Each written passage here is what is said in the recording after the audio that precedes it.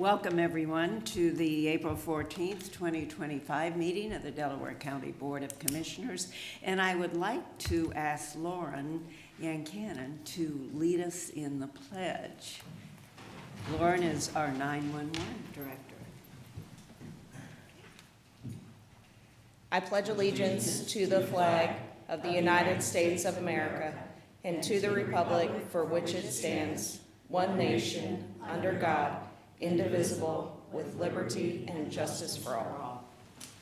Thank you, Lauren. I'm Barb Lewis, president of the board this year. With us also today is our VP, Jeff Benton, and our fellow commissioner, Gary Merrill, our administrator, Tracy Davies, and our deputy administrator, Dawn Houston, and our clerks, Jennifer and Brandy. We can begin. Resolution number 25-253, in the matter of approving the electronic record of proceedings from regular meeting held April 10th, 2025. So moved. Second. Discussion, vote. Vote on motion 25-253. Mrs. Lewis? Aye. Mr. Merrill? Aye. Mr. Benton? Aye. We do not have any public comment today. That brings us to item number 3, resolution number 25-254, in the matter of approving purchase orders, send and now certificates and payments of warrants in batch number CM APR 0411 and memo transfers in batch number MT APR 0411. So moved. Second. Discussion, vote. Vote on motion 25-254. Mr. Benton? Aye. Mrs. Lewis? Aye. Mr. Merrill? Aye. Resolution number 25-255, in the matter of setting date, time, and place for the final hearing by the Commissioners for the proposed Slate Lick Lateral Number 1 watershed drainage improvement. So moved. Second.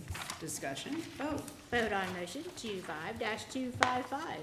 Mr. Merrill? Aye. Mr. Benton? Aye. Mrs. Lewis? Aye. Resolution number 25-256, in the matter of approving a resolution from the Delaware County Board of Commissioners declaring April 13th through 19th, 2025 as National Public Safety Telecommunicator Week in the County of Delaware, Ohio. So moved. Second. Discussion, Good morning, Commissioners. Lauren Yancanon, Director of 911. The resolution before you today recognizes the unseen heroes of the Delaware County Sheriff's Office and Delaware County Emergency Communication Centers, whom we celebrate during this National Telecommunicators Week. We're fortunate to have such talented men and women who serve our community. They work long hours, often miss holidays and special occasions with their families, and work odd shifts to serve our responders and residents of Delaware County. These very special individuals are the most important people that others will never see. We're grateful for the support of the commissioners and our partner agencies and responders, as well as our community members. We're thankful for the opportunity to recognize our team of professionals who work so hard to keep our citizens and responders safe every day, and we're honored by the resolution before you today. I think we have a few others that would like to comment as well. okay, great, thank you very much. Chief, welcome.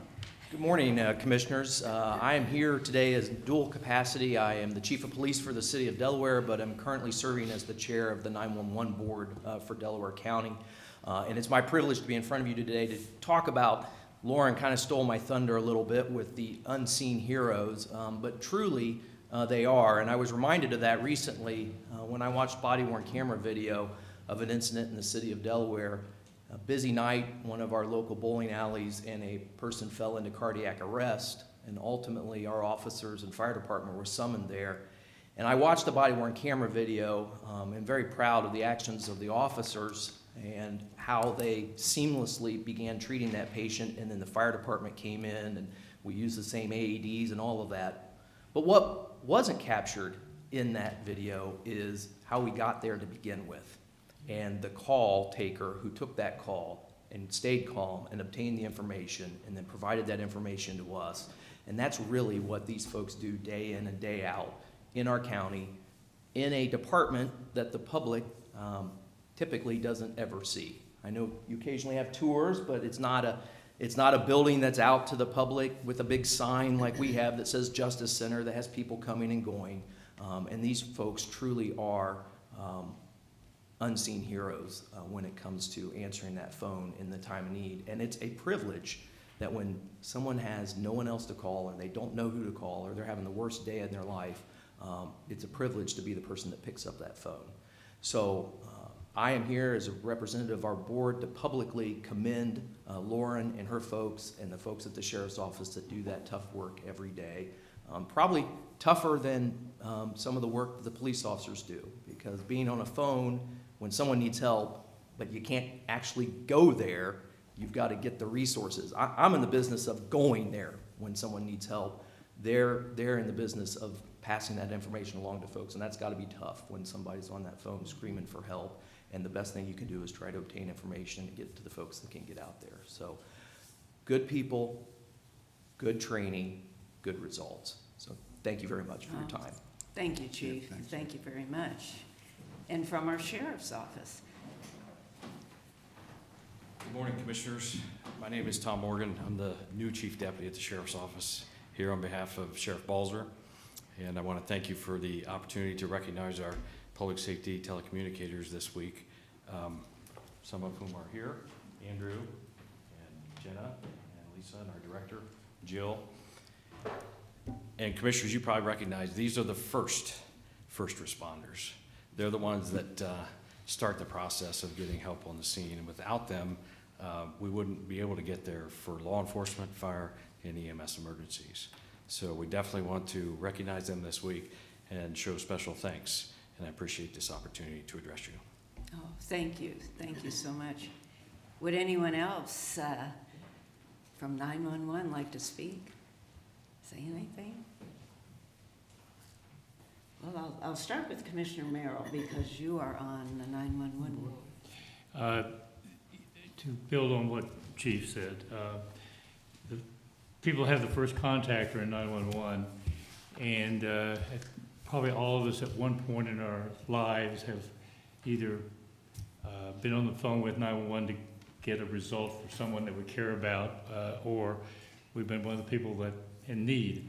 And they have to get the calming influence to get that person calmed down enough so they can get the information they need to do their job, to provide people to the side, and they do it with such, in our county, do it really, really, really well. I've had that personal experience. The preceding all the three of us, the foresight that was shown 13, 14, 15 years ago when it was decided we were going to combine and put us all under one roof for the purpose of providing the best service possible. Was a thoughtful decision, a decision I think paid dividends, and I still think there's room for additional improvements.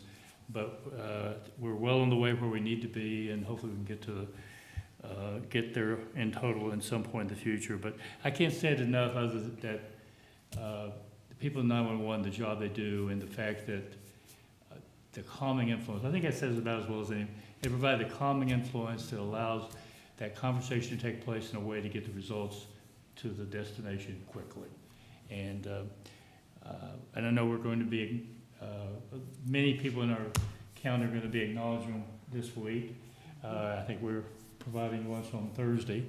That's our small way of saying thank you for the job that's done, and I know a lot of other areas are doing the same. So with that, we're fortunate enough to have great people, and Lauren leading that. Thank you. Commissioner Benton? Yeah, again, people have recognized the outstanding service that 911 and the Sheriff's Office provide, and I guess I would comment that 911 is probably the most well-known phone number in Delaware County. I think just about everybody knows 911 and what it's for. And that tells you that it's important. It's extremely important. And people know it, and people have it memorized, and they do it because it's a very important service, and they know that our 911 operators will do a good job of taking care of whatever calls they get. They get, I'm sure, a huge variety of calls, and every day, and thousands every year. So again, thank you for everything, and keep up the good work. And I'd just like to add my thanks to, you saved lives. I mean, that's the bottom line, and you do it every day, and you do it when other people are sleeping, when they're at work, wherever they are. And I can't thank you enough. I do want to read the proclamation, and then we'll vote on the resolution. Whereas the Congress of the United States and the President of the United States have, since 1992, established the second week of April as National Public Safety Telecommunicator Week, and whereas emergencies can occur at any time, and public safety telecommunicators daily serve the citizens of Delaware County by providing the first and most critical contact between our citizens and their need for a public safety response. And whereas public safety telecommunicators are the single vital communications link for monitoring, dispatching, providing information, and ensuring the safety of law enforcement, fire, emergency, medical, and emergency management responders. And whereas this board believes that the public safety communicators that serve the citizens of Delaware County are a highly trained and dedicated corps of personnel. And whereas the services of public safety communicators is a silent service that is seldom observed by the public that deserves recognition. And now, therefore, be it resolved by the Board of County Commissioners, Delaware County, State of Ohio, enthusiastically supports recognition of all our professional public safety telecommunicators, declaring the second full week of April as the National Public Safety Telecommunicator Week in Delaware County, and that all our residents are invited to observe this event. It is signed by I just demoted you. Commissioner Jeff Benton, Commissioner Barb Lewis, and Commissioner Gary Merrill. And we can, Like to vote? Vote on motion 25-256. Mrs. Lewis? aye. Mr. Merrill? Aye. Mr. Benton? Aye. And we'll now get a photo.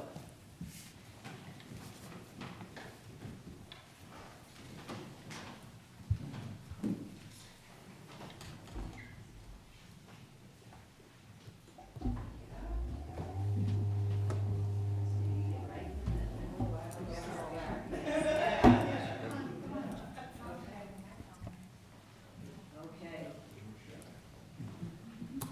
Center stage. Get in just a little bit tighter. We can, just a little bit, thank you.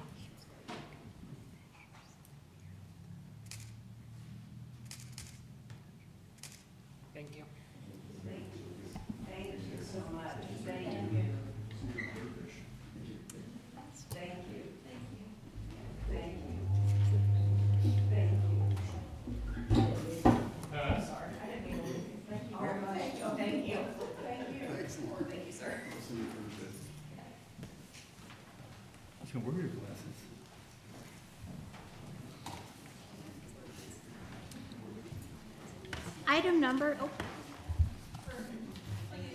Item number 6, we have guests from Delco Water this morning.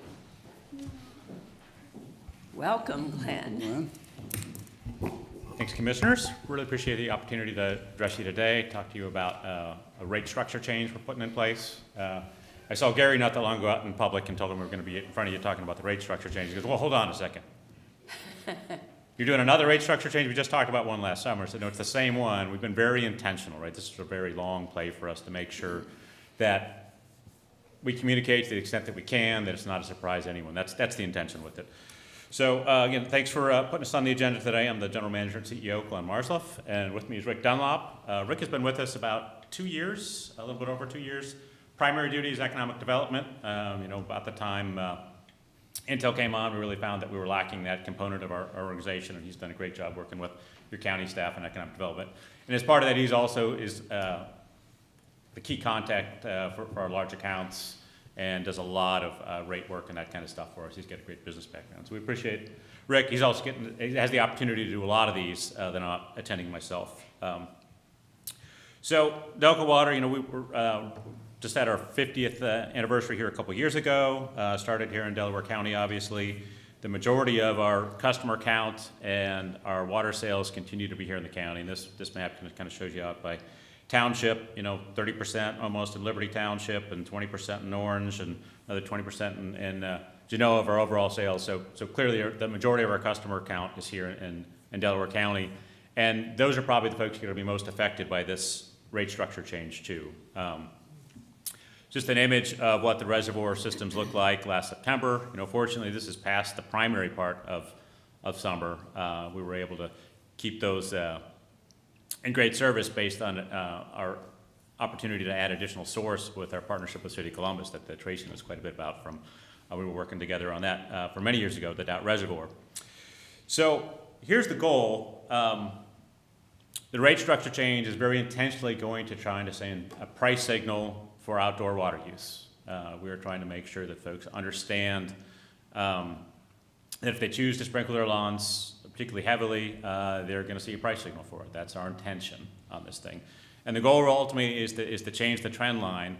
Delco Water, for any large water utility in the state, have by far the biggest challenge with seasonal demand. Everything we do is based on max day. Our capacities per plant, capacities of our tanks and transmission lines, and it's almost all related to lawn sprinkling. So our goal out of this thing is to send that price signal and to make our existing infrastructure last longer before it gets outgrown with our growth. We continue to grow here in Delaware County, and that's a great privilege that we have, but it's becoming so expensive to add additional source and treatment capacity these days that the amount of infrastructure is so expensive. City of Columbus is the fourth water plant that they're building over in Concord Township. The last I heard, the cost estimate is over $1 billion for that plant.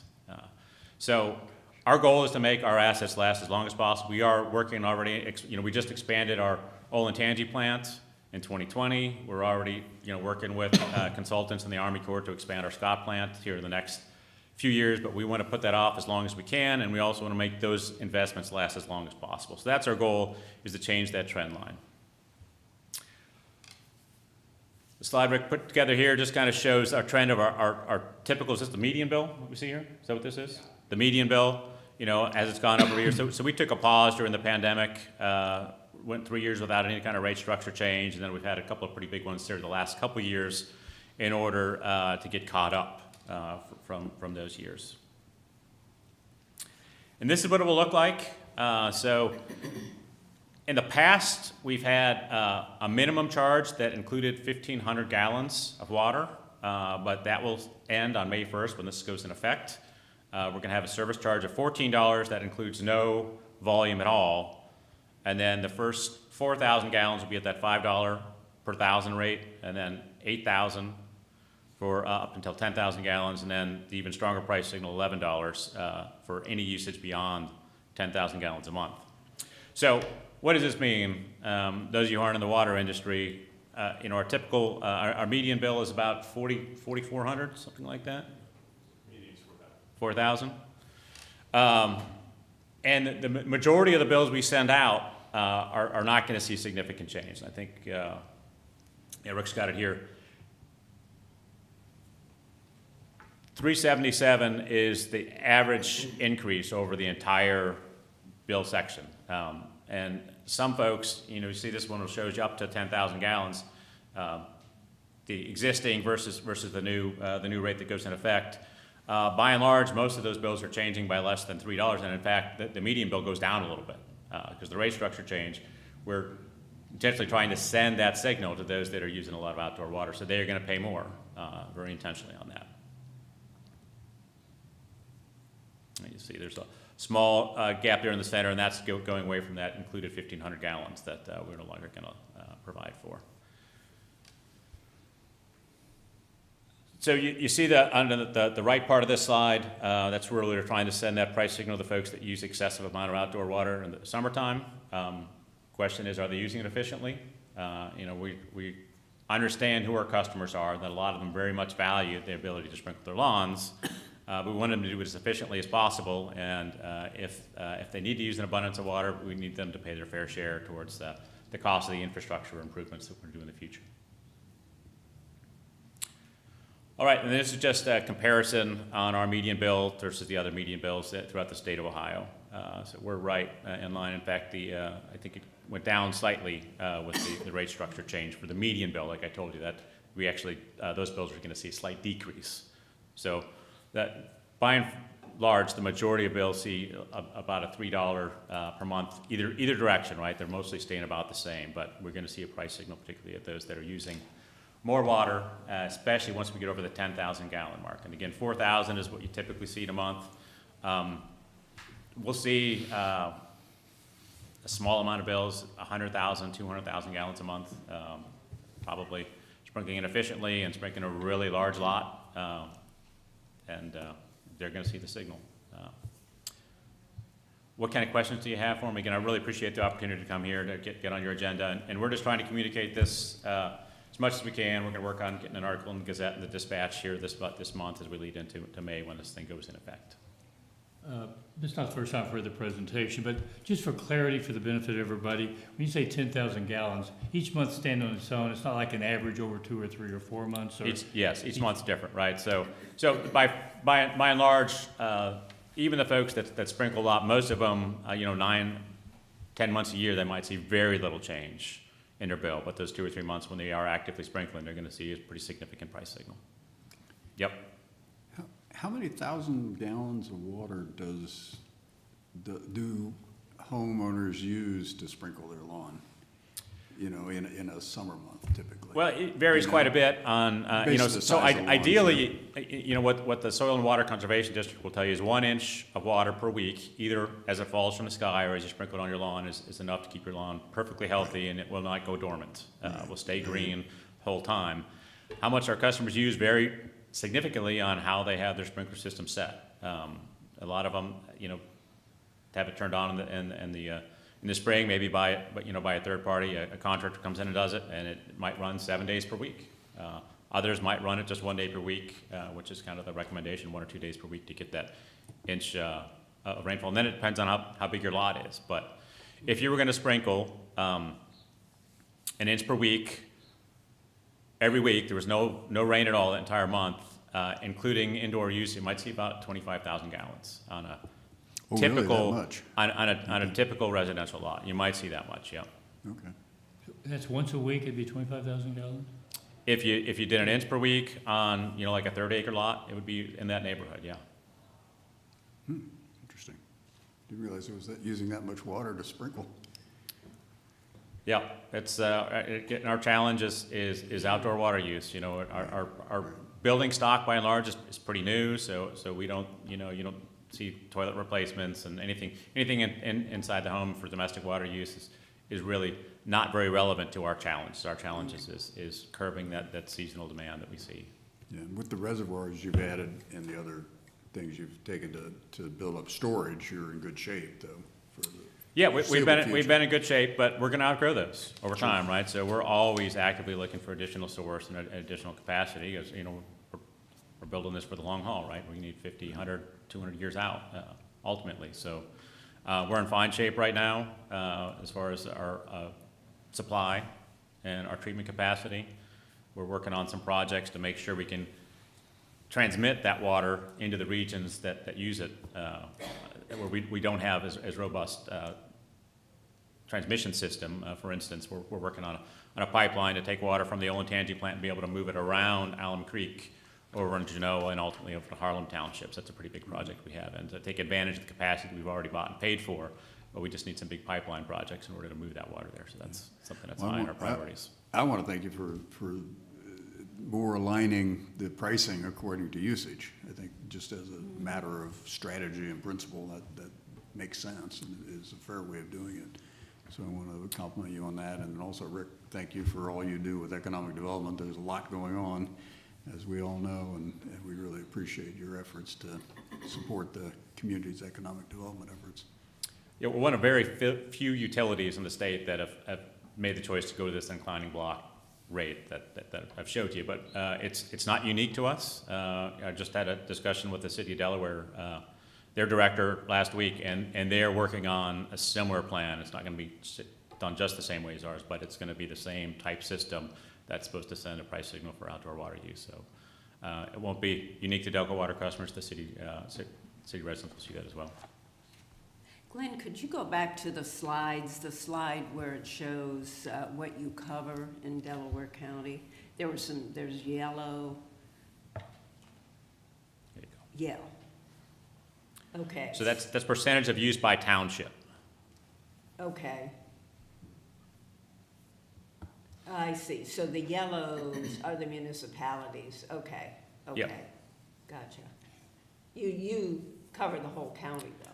The city of Delaware has their own Oh, that's system, right, and then city. parts of Polaris are served. The majority of Okay. Polaris is served by City of Columbus. Okay. Okay. And even Westerville has got a small piece of it, but by and large, we're the water utility for the county.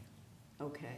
And then could you go to the slides where it shows the $11 per 1,000? Yeah, that one. Okay. I see. Okay. So on that high end, 10.6% of the bills were 10,000 gallons at least? I think you said in- 25,000 gallons, did you say on That was, the advantage? yeah. Yeah, so overall, almost 11% of the bills we sent out in, is it 2023? This is 2024. 2024? Okay. We're over 10,000. Oh, I see. Not the customers, the bills that were sent out. We're at least 10,000. Yeah. Okay, okay, all right. So if I'm doing the Yeah. math correctly, I think you said 25,000 gallons wasn't unusual for somebody that's an inch one day a week on a normal, did I understand correctly? If you have someone with an in-ground sprinkler system, I think a lot of them might see 25,000 gallons. So usage in a month. 11 times 25 is $260, $70 in that particular month. Yeah, plus they have to pay for the first two tiers, right? They're going to run through the $5 tier and the $8 tier. So they flow through those tiers on the way too then? Yes, Okay. yeah, they pay all So the it's a- above. Okay, so that's helped some.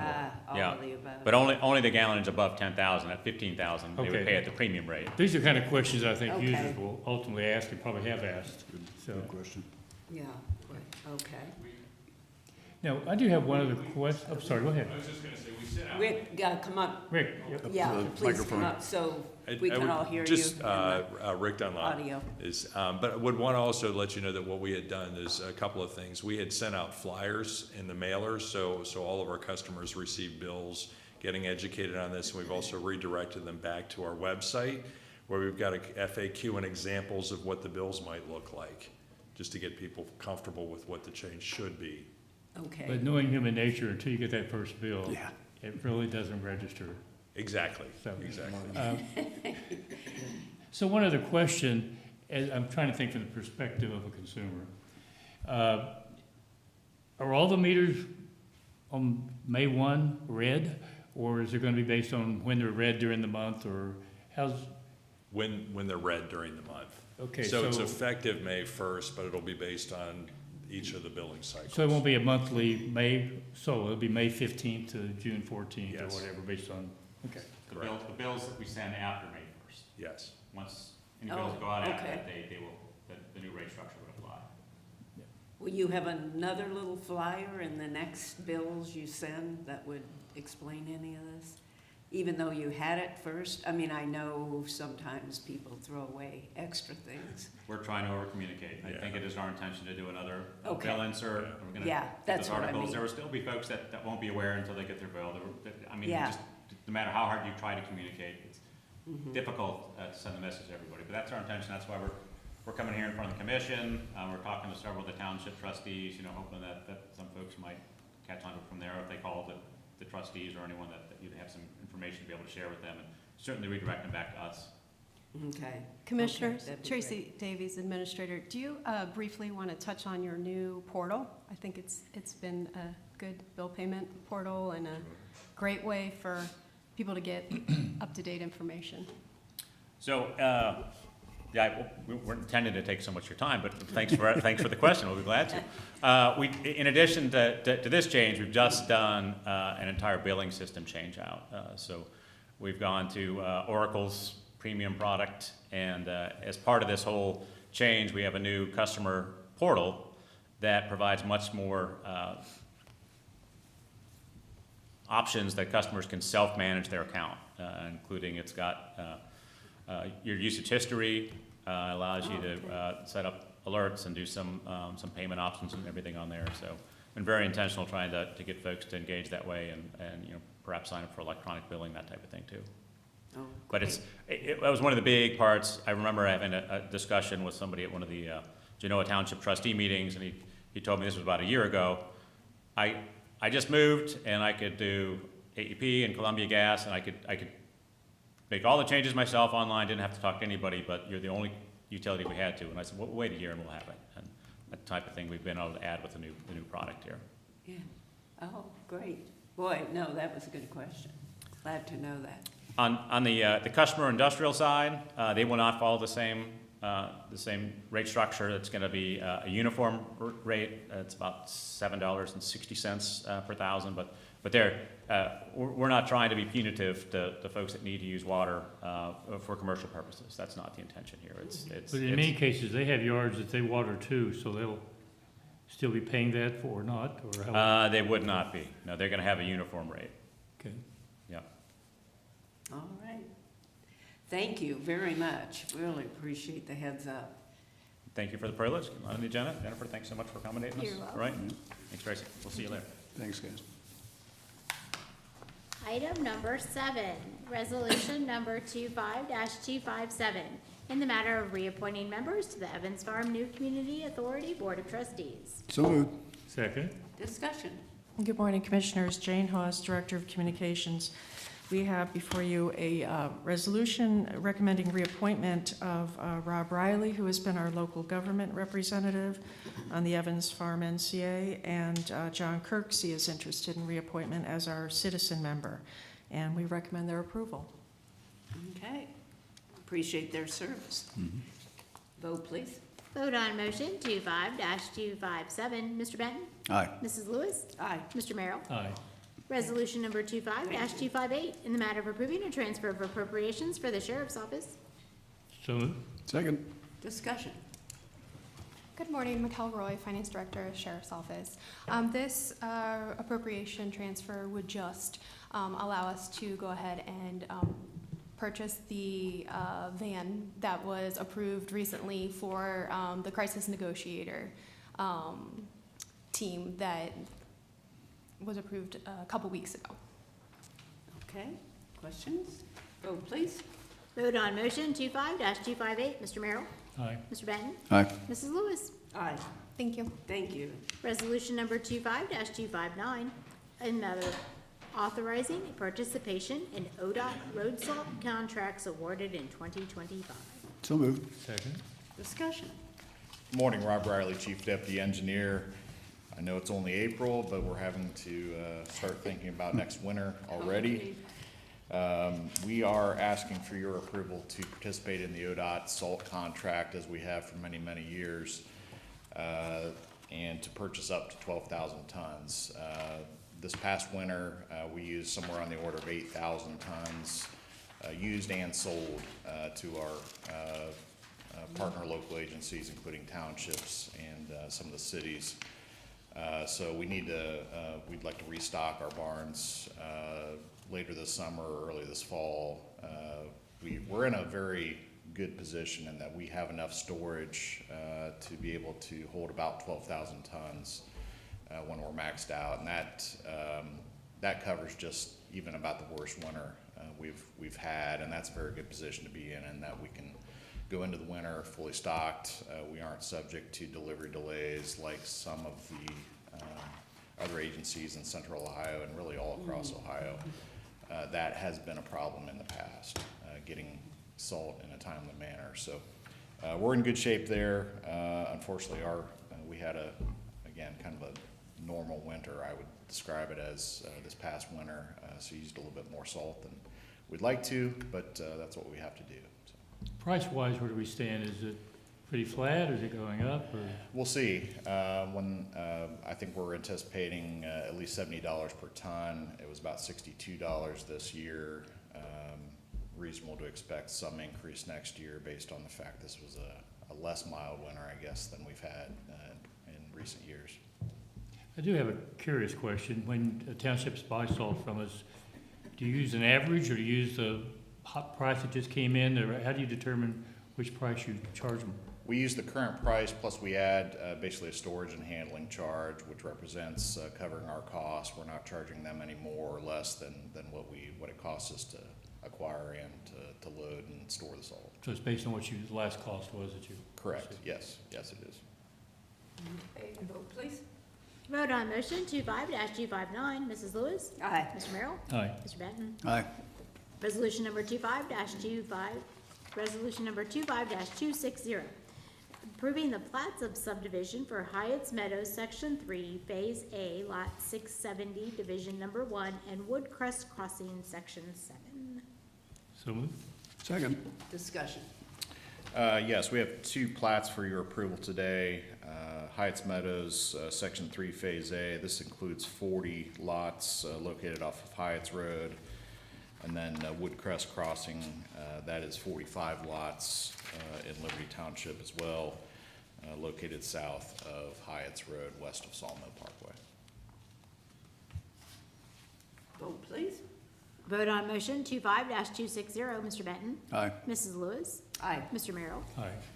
Resolution number 25-261, in the matter of awarding a bid and approving a contract between the Delaware County Commissioners and the Shelley Company for a 2025 Dell County Road Improvements Program. So moved. Second. Discussion. So as you know, each year we bid out a program to do a number of different treatments on our roads, including paving, microsurfacing, chip sealing, and a variety of other road maintenance activities. We received 3 bids this year, which is a little unusual in that Kokosing Construction did submit a bid this year. So was happy to see that. The Shelley Company was again the low bidder this year. And I think we got a very good price this year. I was a little surprised to see the price of asphalt actually dropped versus our contract last year. I think some of that is due to the oil prices being down. Diesel fuel prices are down versus what they have been over the last several years. There was a time when diesel was approaching $5 a gallon. It's under $4 per gallon now. And basically our industry runs on diesel fuel. Most of the equipment and trucks consume a big amount of that. So Shelley Company, their low bid was $2,606,570.46. This work will be underway from May through probably the end of September, and we'll get a lot of work done. And again, I'm very pleased to see the bids we got. That's great. Vote please. Vote on motion 25-261, Mr. Merrill. Aye. Mr. Benton. Aye. Mrs. Lewis. Aye. Resolution number 25-262, in the matter of establishing a maintenance bond and releasing a construction bond for Ivy Wood, Section 1. So moved. Second. Discussion. Ivy Wood is a development located in the North Star area on the north side of Wilson Road. The public street and stormwater improvements were completed mostly last fall. We did the inspection, and these can go on the one-year developer maintenance period. And then we'll be back in about a year. Okay. Vote please. Vote on motion 25-262, Mrs. Lewis. Aye. Mr. Merrill. Aye. Mr. Benton. Aye. Resolution number 25-263, in the matter of approving right-of-way work permit summary sheet. So moved. Second. Discussion. I have 12 utility permits for you today. These are all pretty typical utility installation permits. Okay, vote please. Vote on motion 25-263, Mr. Benton. Aye. Mrs. Lewis. Aye. Mr. Merrill. Aye. That Thank brings us to administrative reports. Thanks, Rob. Nothing today from me. Commissioner Benton. Just a few things. We've got a land bank annual meeting this afternoon and regular meeting. That's starts at 1:30, the first one. Got Legends Luncheon tomorrow, continuing with the focus on golf and how important it is to everyone. Since the Masters was over the weekend, and I know everybody enjoyed watching that. But anyway, Legends Luncheon is the annual lunch that Jack Nicklaus hosts for Children's Hospital, the beneficiary of the memorial and this luncheon. And his wife is the honoree, will be the honoree. Barbara Nicholas will be the honoree in this year's memorial. So great for her. You know, she's been a tremendous Yes. contributor to Wonderful the lady. industry. So I think it's the first non-golfer, I think she plays, but non-professional golfer Yeah. that didn't have a career in golf.